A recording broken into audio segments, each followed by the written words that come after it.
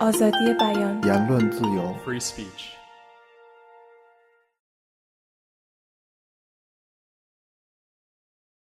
Yeah, I see them as reasonably distinct vocations, linked but distinct. Yeah, the only thing I feel that unites the two vocations is the idea of subversion. I think for me, both journalism and literature are really subversive vocations. I mean, they are fundamentally meant to subvert the status quo, to pose discomforting questions. I have no sense of either vocation, journalism or literature, as amusement or entertainment.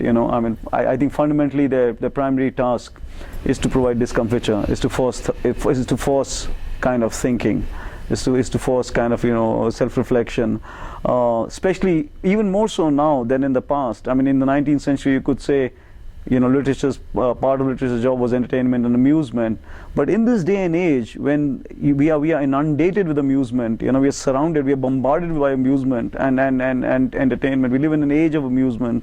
There's cinema, there's television, there's this kind of more graphics, there's all kinds of stuff that's amusing us. I think the business of literature becomes fairly well defined. It is really to ask the uncomfortable questions. Yeah.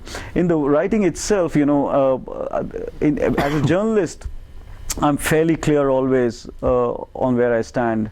Journalism I find a far more black and white business. There are issues. We evaluate the issue of the day.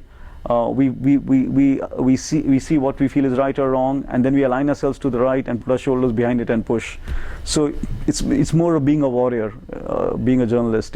So you pick the issues and you back them and you run with them. With the literary writing, I always feel one is an explorer. You're kind of always trying to. You're trying to examine the human condition, in whatever kind of tone or form you choose. I mean, John Updike used to have a great phrase called "hugging the shore." His in fact volume of essays was called "Hugging the Shore," and I feel that's what I would say journalism is. Journalism is hugging the shore. It's the terrain is defined. You know what you have to till.